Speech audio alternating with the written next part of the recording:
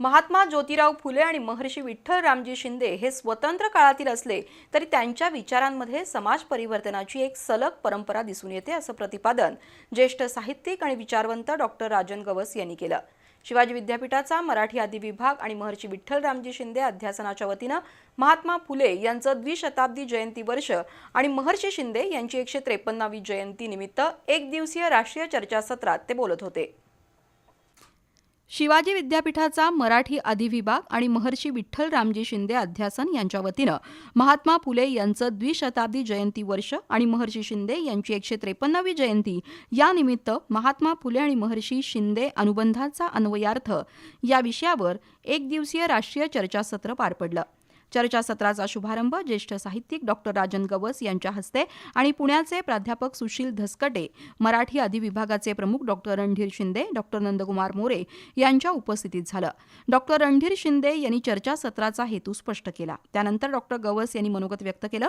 महात्मा फुले आणि महर्षी शिंदे यांची कार्यपद्धती आणि अनुभव वेगवेगळे असले तरी दोघांचाही केंद्रबिंदू सामाजिक विषमता दूर करणं हा होता। फुले यांनी जाती व्यवस्था, कर्मविपाक सिद्धांत आणि अवतार संकल्पना यांना ठामपणे विरोध करत सत्य हा धर्म मानला आणि समाजाला पर्यायी मूल्यव्यवस्था दिली, तर महर्षी शिंदे यांनी अध्यात्म आणि सामाजिक सुधारणांचा समन्वय साधत जीवनाभिमुख अध्यात्माचा पुरस्कार केला।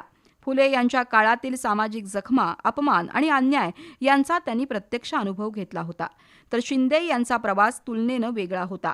तरीही शिंदे यांनी धर्माचा अभ्यास करून समाजातील विषमता कमी करण्यासाठी प्रयत्न केले। त्या काळात हिंदू धर्मावर विविध बाह्य प्रभावांचा दबाव असताना फुले यांनी सत्यधर्म मांडला, तर शिंदे यांनी प्रार्थना समाजासारख्या चळवळीतून सुधारणा घडवून आणण्याचा मार्ग स्वीकारला, असं प्रतिपादन डॉक्टर गवस यांनी केलं। यावेळी पुण्याचे प्राध्यापक सुशील धसकटे यांचं बीजभाषण झालं। त्यांनी सामाजिक परिवर्तनाच्या इतिहासातील दोन विचारवंतांच्या कार्यातील परस्पर संबंध अत्यंत अभ्यासपूर्ण पद्धतीनं उलगडून दाखवला। महात्मा ज्योतिराव फुले यांचा वाडा आणि महर्षी विठ्ठल रामजी शिंदे यांचा अहिल्याश्रम या दोन्ही ठिकाणांची भौगोलिक जवळीक हा त्यांच्या विचारसरणीतील अनुबंध अधोरेखित करणारा महत्त्वाचा दुवा असल्याचं धसकटे यांनी स्पष्ट केलं। यावेळी प्रांजली क्षीरसागर, डॉक्टर अनिल गवळी, डॉक्टर भारतभूषण माळी, डॉक्टर अवनीश पाटील, डॉक्टर अक्षय सरवदे, डॉक्टर सुखदेव उंदरे, डॉक्टर दत्तात्रय मचाले उपस्थित होते।